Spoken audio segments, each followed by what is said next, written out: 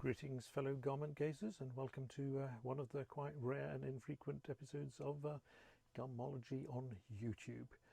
Now, this one is to celebrate a visit I made 2 weeks ago to Newcastle when the British designer Nigel Cabourn invited me to come and visit his studio. An invitation I, of course, could not refuse. So off I went to Newcastle and spent a long day with Nigel in his studio, in his office, with his team, and this is the result. So we start off with a walkabout in Nigel's office, and he'll go through all his interests and stuff. Then we'll have a little visit in the studio. So without further ado, let's get into it.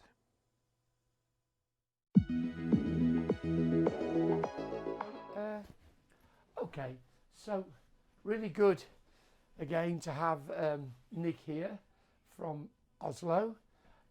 Great pleasure to meet him, and we're doing a podcast together, and also Nick obviously wants to see how I work. So this is my studio, this is my actual office. Cave, I think. Yeah, no. So this is the office where I keep all of my library. So I've got this library I started in 1978. So it's about 45, 46 years old, the library. And what's special about the library is it's all my interests of vintage, of sport, of heritage. It's just got everything that I love.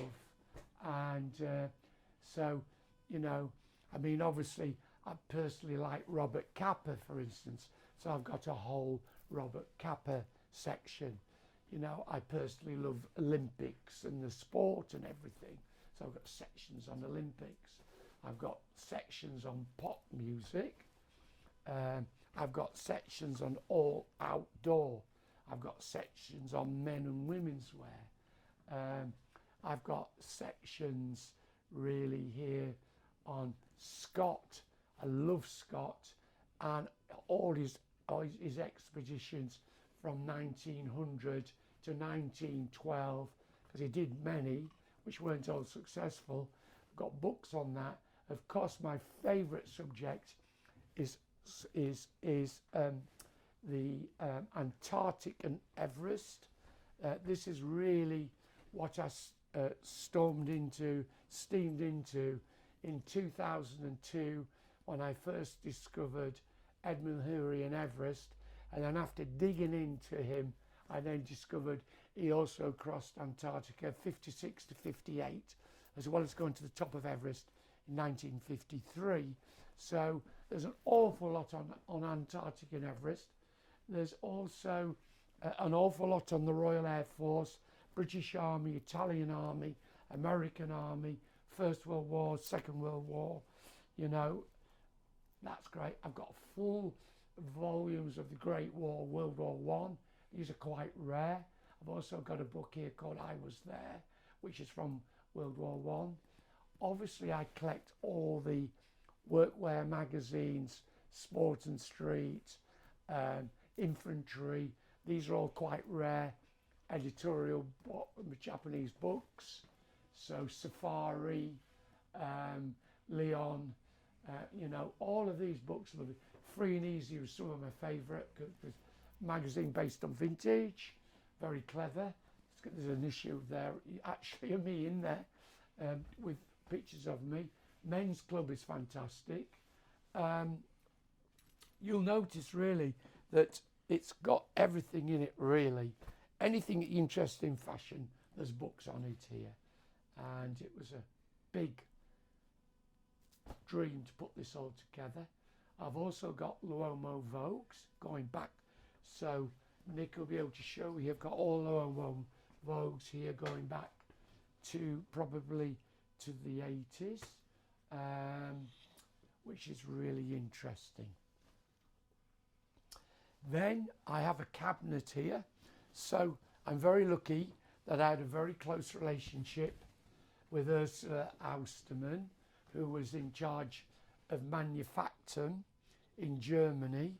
Manufactum is a wonderful setup of doing wonderful one-offs, beautiful furniture, beautiful everything Manufactum. And Manufactum made me special army green metal desk, an army green cupboard cabinet there. So I quite treasure this army green desk and cabinet. It's got pictures of my lovely dad, who died in 1980. He was really a victim of Burma. He was in the Burma War, which I know a lot about, I'm very interested in. And of course he was in the swamps in World War II, between 42 and 45 in Burma. Obviously he contacted some disease, because when they did an autopsy on him, his liver had been half eaten. So he'd obviously got some sort of parasite in the swamps. And then this is my mum. She died at 92, about 12 years ago. She was a wonderful influence to me, very loving. I had very, very loving parents. Both of them were amazing. I had a wonderful brother who also died in 1978. Not 78, sorry guys. He died in 2008, he died. Yeah, he had a problem with his liver as well. My liver's okay though, at present. You know, I'm 75 now, still alive, so I think my liver will last out. You're going to show us what's in the cabinet? Yeah, well, yeah, sorry, most important. Bit of Aladdin's cave here. So this is my cabinet. So what I've got my dad's box brownie. This is from around 1937, or maybe a little bit later, I'm not positive. It could be from before the war. I suspect he maybe bought it during the war, because I've got pictures of him in India. So I would suggest that's probably around, I don't know, 42 time. I also have a beautiful camera here, Nikon, which was given to me by Mr. Amai. Mr. Amai writes, is the editor of all of these beautiful magazines, which I absolutely love, which I'm going to point out to you. He does all the workwear magazines. So he's a genius, love workwear. He also did this special edition of Mono Gold. So that camera's there. He's still alive. He came to Newcastle for 3 days. I think he's about 85 now. I also have a Leica here, which was bought by my wife for me. I think this was bought probably for my 50th. So this is a Leica. Hasn't had much use because I'm not very mechanical, but quite a few people have used it. I think my daughter used it a lot. So I've got quite a few cameras there, considering I'm not really a photographer. Obviously had a big love affair with watches, mainly because I started doing a watch with Timex. So Timex was the first collab I did with watches, but I had a big love for IWC watch, and I managed to buy my first IWC watch in 1990. I also have a Le Manu watch, which was from 1958. So both of these watches are absolutely beautiful. I had one 33 years, the other one 20 years. And I want to blow my brains out, because when I went to Hong Kong last year, I placed the two watches, I thought, into my sheepskin pockets of the jacket. And I'm not sure whether I lost them or whether they were stolen at my hotel room. I just don't know. So I've sort of decided that maybe I lost them, so I don't deserve to replace them. So I haven't replaced the watches. But I've got all of the watches here that I've done for Timex. I've done quite a lot for Timex. I think about 5 collaborations now. The very first one we did is probably the most exciting one. I'm just looking to see if it's here. Do you know, I can't find the very first one, so where is it gone? Has my daughter been in here and stole it? Yeah, it's not there.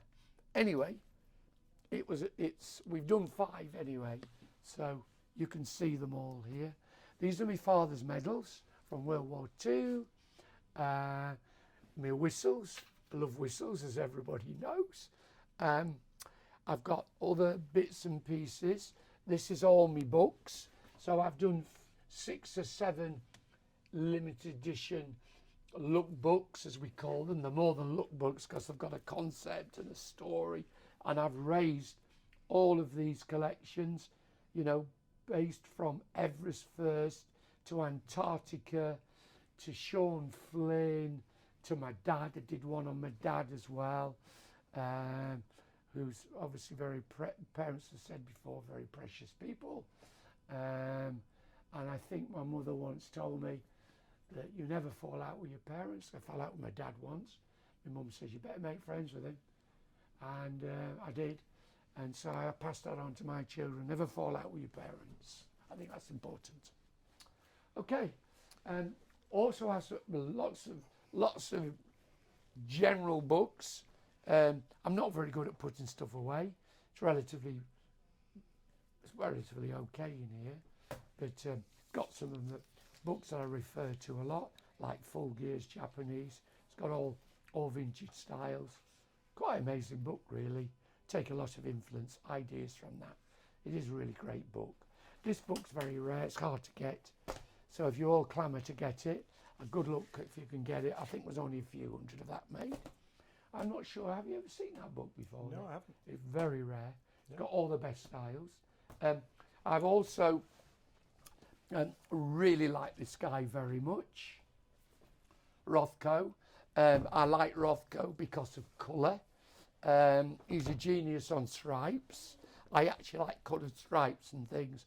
So I think that's a lovely book to have. I mean, a lot of the books I've got here are just a buy and then they end up here or they end up there. I mean, obviously Lee Miller, Robert Capa, 2 very important people because they were wartime photographers. This guy, I mean, obviously he's more my time. I think is he 80 odd now, is he? Not sure. I think he's still alive, I'm not sure. Anyway, the book's lovely, and I bought the book mainly because I love the colours, you know. Yeah, I just love all the colours. So I bought that. I buy books all the time. And those books give me all the ideas. I mean, I'm doing something I'm quite interested here in boxing at present. So I probably picked this book up locally. This will be in connection with a very, very important collab that I'm going to do for the future. Can't tell you who it is. But anyway, this book's very useful.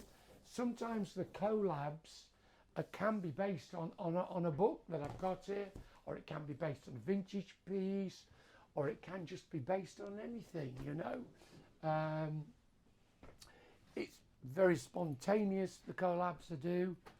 I've done 35 collabs maybe. So that gives me the freedom, the collabs. It means that I can have some real fun, where with Cabourn products sometimes it has to be more serious or a lot more time and effort to put into it. So with collabs I can have a bit more fun.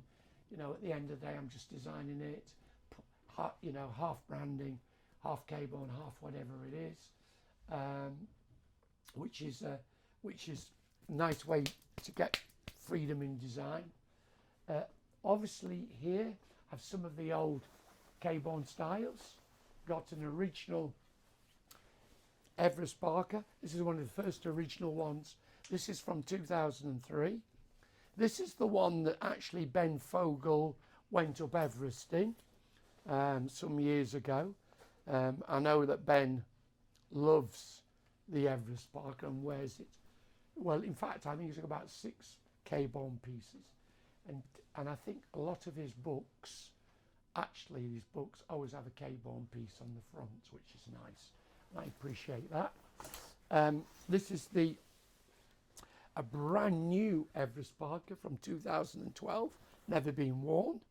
So this is 12 years old, brand spanking new. It's Quite a difference in the ventile on them, isn't Yeah, well, it's exactly the same ventile, but you've got to understand that Ben's had this up Everest, and of course my dear friend who I bought this back off, in fact, he bought this off me for £1,000 20 odd years ago, and I bought it back for £1,000. About 8 years ago, I bought it back off him.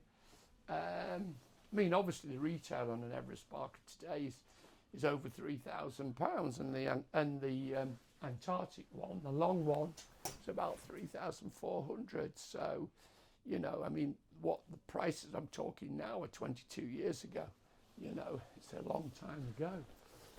We've got also Cold Weather Park here, which I love. Absolute dead stock, brand new. This is 12 years old, very rare. Full brand new orange ventile with full orange ventile. Harris Tweed. It's got Harris Tweed label in it, and it was to celebrate the 100th anniversary of Harris Tweed. So in 2012, Harris Tweed were 100 years old. So I decided to do a centenary there, using the ventile and the Harris Tweed together, because of course I love Harris Tweed. And here's a Nigel Cabourn Harris Tweed jacket from 2003. My own personal one, which is a big size. I mean, I'm a lot thinner than I was when I was this age. That's the Tenzing that became the Mallory, I think. Exactly. Started Tenzing, based after Norgay Tenzing, who was on the original 1953 with Edmund Hillary. That's where it came from. And then I changed it to Mallory later on and changed the details slightly, because in 2012, it was the 100th anniversary of George Mallory. Actually, it's actually not 2012. It'll come to me in a minute. I did another one to celebrate his 100th anniversary, and we called it after him, George Mallory, which was great. So I've actually done two jackets, which hard to tell the difference. It's just minor details, both made in Harris Tweed, both made between 12 years between them, and very similarities. Okay, we have a cameraman jacket, the famous cameraman jacket. This is a cameraman jacket. This would be made, can you believe, it's made of Harris Tweed with Halley Stevens dry oil, which was developed, I mean, some years ago. It's got the Harris Tweed labelling, so it's exactly the same time. 2012 cameraman. Okay. What was the inspiration behind the cameraman? Came out of a photograph. I saw a photograph in a book, and it just reminded me of a jacket, and I thought, how would I do that jacket? And so I thought, hang on a minute. I thought, US clip jacket. Okay, because the US clip jacket's it's in green rubberized cotton. It's got the clips on. It's got the hood. Got a drawstring here. I thought, I like that top. And then when I looked at the Filson jacket, because Filson used to be vintage, and when I knew Filson, it wasn't really going. It was just vintage clothing, because we're going back over 20 years ago now. So I looked at the Filson. I thought, fucking hell. I love that bottom. So what I did was, I took the clip jacket, I took the Filson jacket, and I joined them together. I thought, photographed it, thought, there it is. There's my cameraman jacket. And that's how it's designed. There you go. Thanks to Filson, and thanks to, well, US clip jacket. US Arm, US. Yeah. And this is the donkey jacket, which Nick and I have been talking about today. This is an original donkey jacket. This is from about 2012. This was actually made by a leather manufacturer in Scotland, can you believe? Because it was so tough to put this leather onto the thick wool that we had to put it through a leather machine. So this is actually made on a walking foot leather machine. It obviously makes it look very authentic. Very tiny jacket. It's 48 leather's a bit stiff, so it's hard to wear. You've got to be pretty skinny to wear this. Yeah, and this is a real classic from the past. This is a Nigel Cabourn jacket, still labelled Nigel Cabourn. It was made about 1984 when we first changed from Crickett to Nigel Cabourn. This has, it's really based on well, I'm trying to think which style this one's based on. It was based on a jacket that I bought from my friend in America, and it was a jacket from the 1950s. Took details from that with the cold weather parka, I think, and we combined the two together. This is really an old jacket. It's in white Ventile as well, which is quite rare. Yeah. And regarding the name change, you've got the poster behind you there, haven't you? Yeah, there's the poster. So we were Crickett from 1971. So this is Crickett in 1971. So in 1971, this was the type of garments I was making. This is actually a drawing of myself. Can you believe? A lot of people draw themselves. So this is me in 71 or 1970, and I was very inspired by Adam Faith. I loved Adam Faith, who was a pop star of the day. And this jacket was a bit of a fluke. It came out of a cricket jacket, which I thought was like a cricket jacket of the game. And my friend said, no, it looks like a cricketer jacket, something that a cricketer would wear. And this was really the start of the Crickett name in 1971. And also this was the start of the Crickett product. And then we traded from 1970-71, straight out of fashion college I came out, started the business. And by 1984, we changed it to Nigel Cabourn because my Japanese partners already had done a deal with the Japanese to do the whole of the Far East, and they wanted to design a name. And so we changed it back to my name rather than the Crickett name. And that's why I've got two brands known by. Crickett was 71 to 84, and Nigel Cabourn is obviously 84 to 2004. So what's that now? God, it's was it, how many years is that? 24, it's 40 years. It's 40-year anniversary, of which I have talked about in the past. We did a 40th anniversary recently, actually. Yeah. And that concludes the walkabout in Nigel's office. If you're wondering what's behind me here, that is of course the classic Everest Parker. Got a great coat from the Scots Last Expedition here, one of the classic Mallory jackets, and quite rare Cape Cameraman jacket there.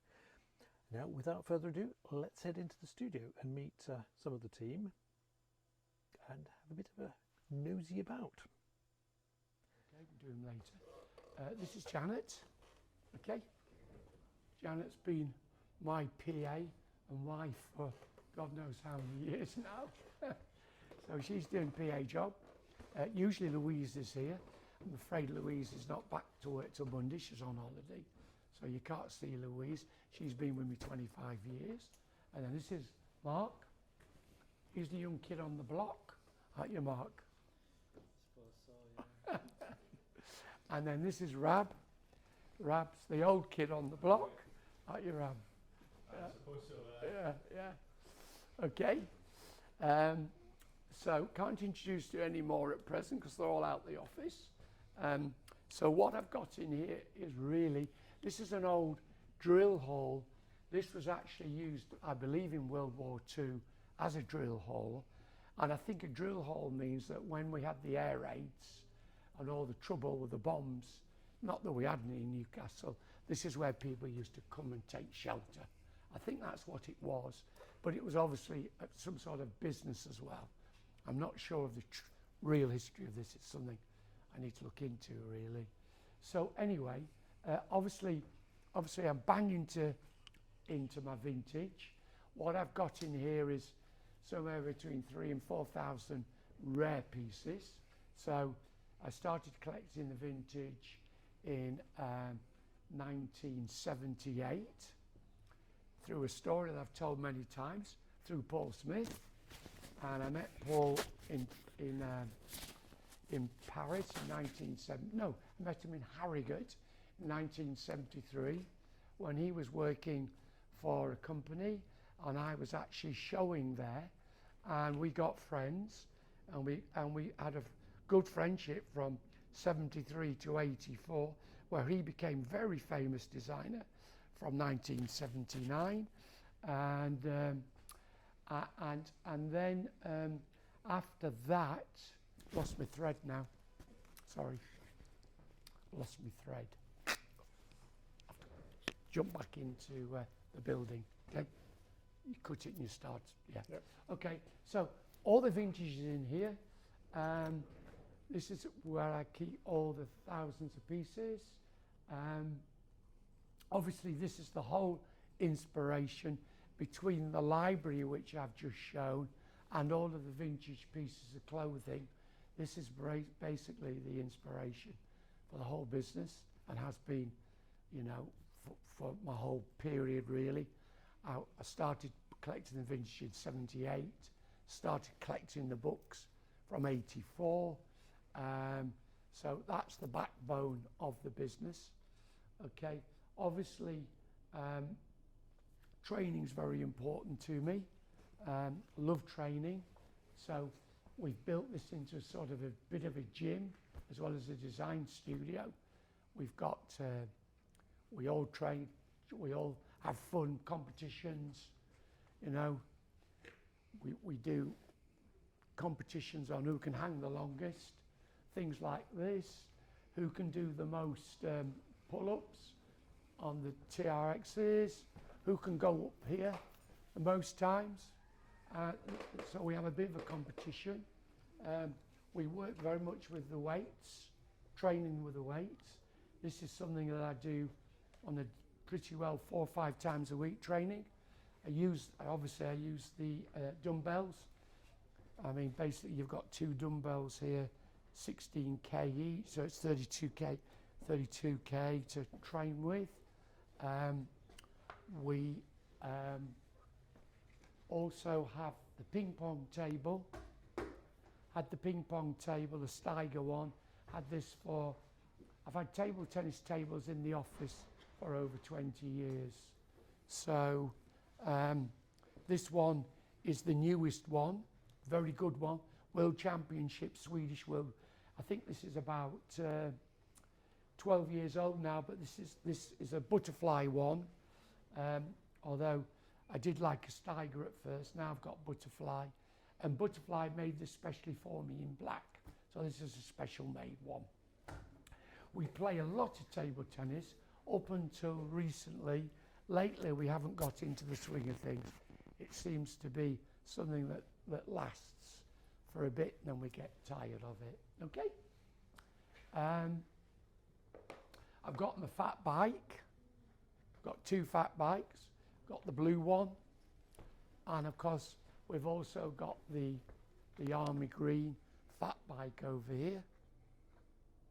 I've got 3 fat bikes. I've got 1 in Japan and 2 here. Reason I've got 2 in Newcastle is there's no fun going on a fat bike going on your own. So it's good to, you know, invite one of my friends. So often there'll be 2 of us go out on the fat bikes. I've lost a bit of interest in the fat bikes now. We had a big love affair with them for about 8 years or 6 years. Not been biking so much lately. I've been more interested in training. So I'm doing an awful lot of walking maybe up to 25,000 steps a day, not every day, some days.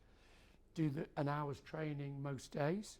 And that's really important for me at 75 years of age, is to keep myself as fit and as healthy as I can.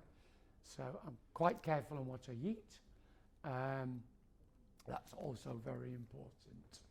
So this is really a bit of a paradise, a bit of a boys' club, really. So as well as it, you know, housing, we have, I mean, when we've got everybody in, there's about 8 of us in here. So, you know, next week we'll all be back in here. So it's a bit of a boys' club, as I say. You know, we do a bit of sport. We obviously work very hard. We can see all the vintage. We can see the books. It's a bit of a paradise for me. So what's on the racks? On the racks is very untidily managed vintage, and we're in a big job now to sort this out because we've got so many pieces, and because we're doing so many jobs and a lot of collaborations as well as doing our own brands, we're always pulling out new things to do inspiration. So this is work in progress all the time, you know, and we've got things like this is all the British Royal Air Force from World War II. So you've got all the World War II Air Force jackets here, which are great inspirational. I mean, that's worth a lot of money, that. I mean, that's quite a value of that because it's very rare. And we've got the smock. This one of my favourite pieces as well. That was war in the crossing of Antarctica in the 1950s. I've got a big collection here of leathers. Not a big lover of leather actually, but obviously if you're collecting vintage, I'm taking them for the details and styles. This is World War I, can you believe? That's probably worth about £7,000 or £8,000. That's a World War I piece, very rare. British, also got German Luftwaffe. This is a German Luftwaffe from Second World War. They're quite expensive as well to buy, you know, probably it's worth 3,000 that. I've also got a Coastal Command with the yellow hood, which is a personal favourite. They're not easy to find. Why did they make the hood yellow? So you didn't get shot in the head. So when you're on the coast, so you didn't get shot by your own soldiers. So that's quite an important piece.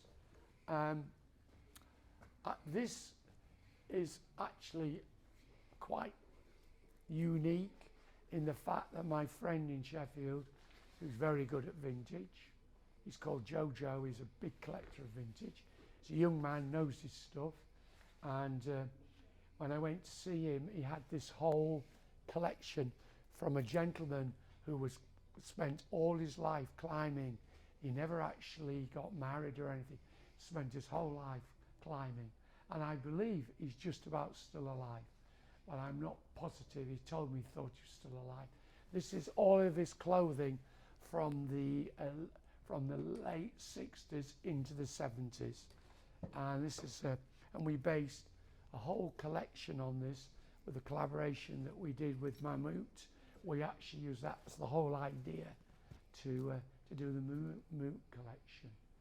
So this is a World War I sheepskin RAF 1917.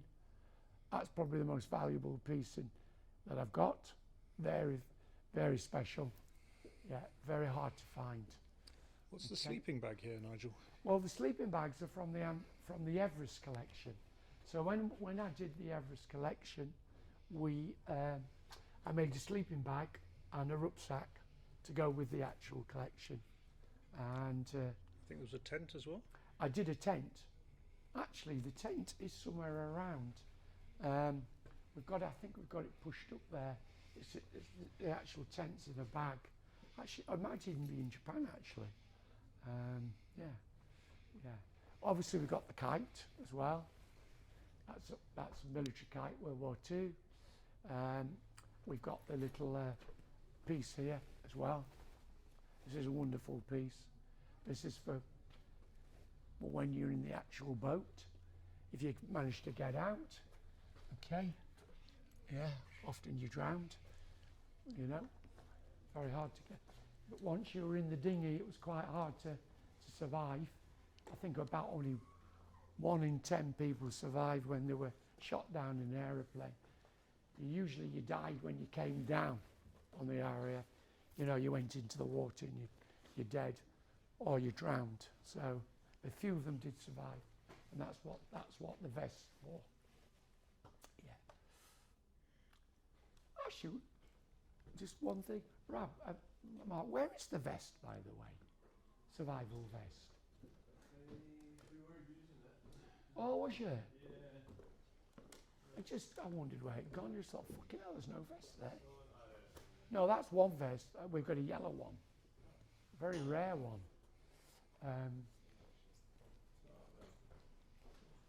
I think it must be. Didn't we? Hang on. We've got a vest with all the pockets on, haven't we? Is it not on the top of that jacket there? Which one? Ah, yeah. No, the jacket to the left. The next one. I mean, this one's rare. That's the suit. You're not on about that. Yeah. I don't know. In my mind, I'm thinking I've got This- one which has got lots of pockets on, but maybe not. Yeah, there's that one, but it's not that one. That's another one. I thought we had another yellow one with lots of pockets on. Just all of a sudden, just flashed through my brain. Maybe I've got it wrong. Oh, yeah. There it is. Sorry, guys. That was the one I meant. Yeah. That's dead stock, brand new, never been used. Funny enough, it's got the year on. Second World War though. That could actually be streetwear now. Could be great streetwear actually. I bet it looks quite good on. Yeah, I love it actually. That was supposed to be in there. What we've got is got to sort this place out because we've got stuff scattered everywhere, you'd see. But when you're working every day often on new jobs, you need to pull the styles out. Yeah. It's great on. That's what it looks like. But yeah. Yeah. Looks the real deal, isn't it? Yeah. Yeah, it feels great. Love that. Beauty. Yeah. Well, is vest worth it very much now, right? These? Do they fetch good money or not? Just curious. And this one's dead stock as well. So, yeah. Yeah. Okay. Go back up there. So we've got some really wonderful pieces. Really wonderful pieces. Yeah.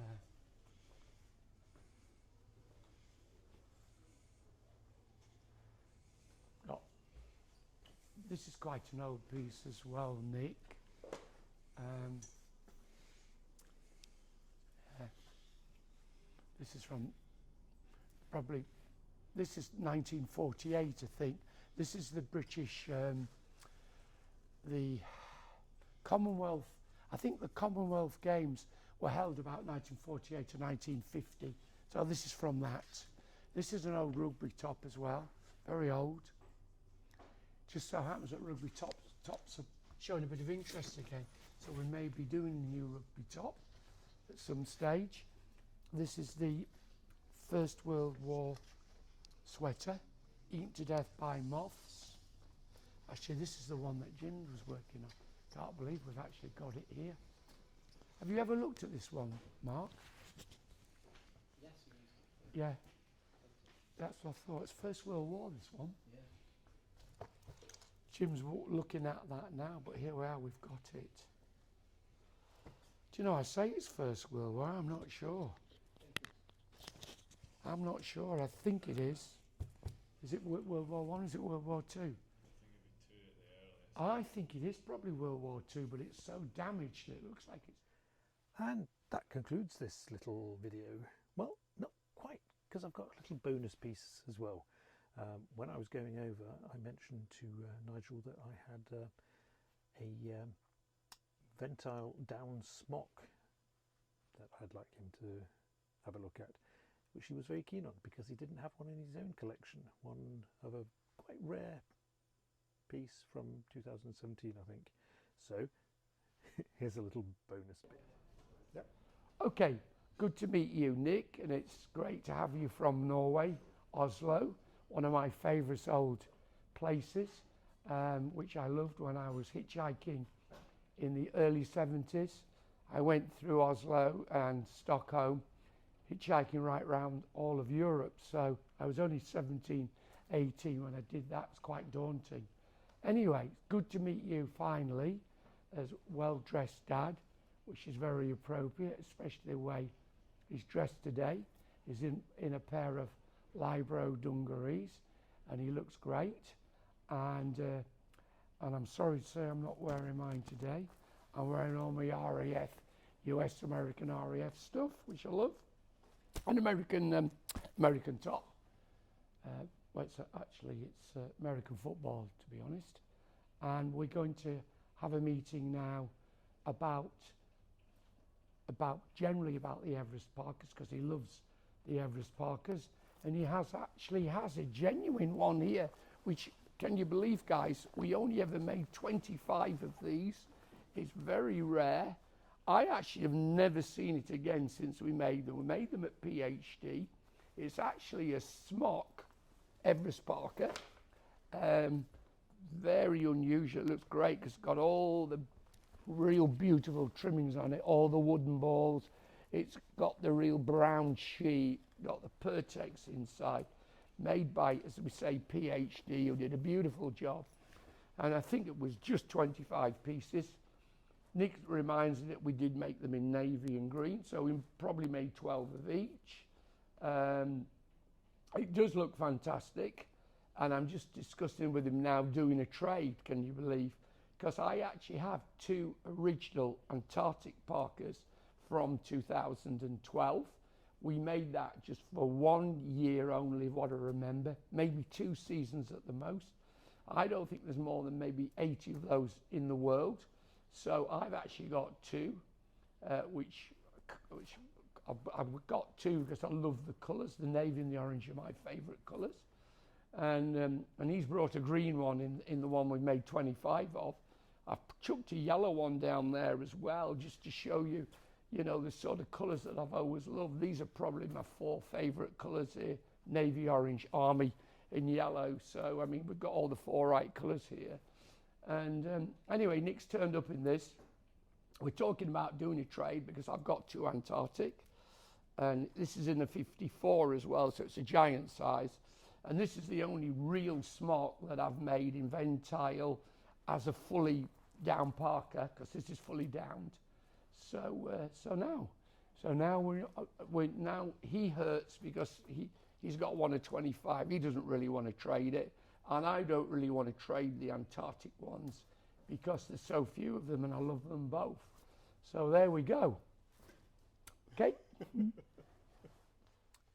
And that was all. I'd like to say a huge thanks to Nigel, Janet, Mark, Rab, Jim and Sophie for being so welcoming and giving me the invite in the first place. I had a great time and very much appreciated the opportunity.